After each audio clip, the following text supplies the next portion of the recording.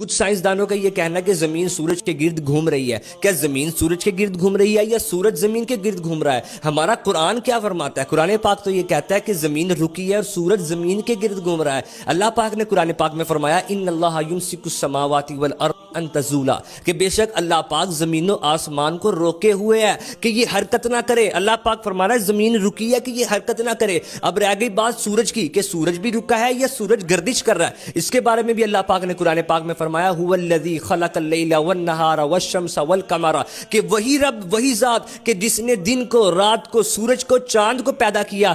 کل فی فلک یسبحون، اللہ پاک فرماتا ہے یہ سورج، یہ چاند، یہ ستارے سب ایک گھیرے میں تیر رہے ہیں۔ مطلب یہ رکے نہیں ہیں، یہ سورج چاند یہ رکے نہیں ہیں بلکہ یہ ایک گھیرے میں تیر رہے ہیں، اور جس کے گرد یہ تیر رہے ہیں وہی زمین ہے جس کو اللہ نے روکے رکھا ہے۔ اب بھی اگر کوئی کہے کہ سائنس تو یہ کہتی ہے، اللہ کے بندے آپ نے سائنس کو پڑھا ہی نہیں ہے۔ خود ناسا، جرمن، امریکن جتنے بھی سائنٹسٹ ہیں ان میں ایک تعداد ہے جن کا یہ دعویٰ ہے کہ زمین رکی ہوئی ہے اور سورج اس کے گرد گھوم رہا ہے۔ پھر بھی بندہ کہے کہ سائنس کا تو یہ کہنا ہے کہ مجھے آپ یہ بتائیں کیا سائنس سے غلطی نہیں ہو سکتی؟ پہلے سائنس کا یہ دعویٰ تھا کہ یہ سود، شراب، یہ زنا یہ عام ہونا چاہیے کہ اس میں لوگوں کے فائدے ہیں، لیکن سائنس ابھی یہ کہہ رہی ہے کہ یہ چیزیں نہیں ہونی چاہیے۔ سود، زنا، شراب، اس سے معاشرتی اور اخلاقی برائیاں پھیل رہی ہے۔ مجھے تو یہ سمجھ نہیں آتی کہ آپ سائنس اور اسلام کو اکٹھا لے کر کیوں نہیں چل سکتے؟ سیدی امام احمد رضا خان علیہ رحمۃ اللہ نے بھی تحقیق کی، انہوں نے سائنٹیفک طور پہ بھی ثابت کیا اور قرآن و سنت سے بھی ثابت کیا کہ زمین رکی ہے، سورج اس کے گرد گردش کر رہا ہے۔ اور یہ مغربی سوچے اپنے ذہن سے نکال دیں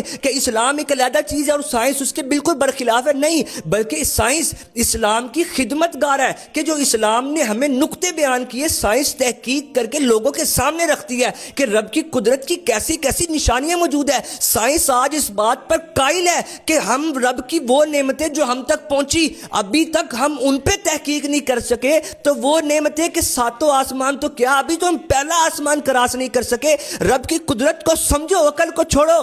رب یہی تو فرما رہا ہے فَبِأَيِّ آلَاءِ رَبِّكُمَا تُكَذِّبَانِ، تم میری کون کون سی نعمتوں کو جھٹلاؤ گے؟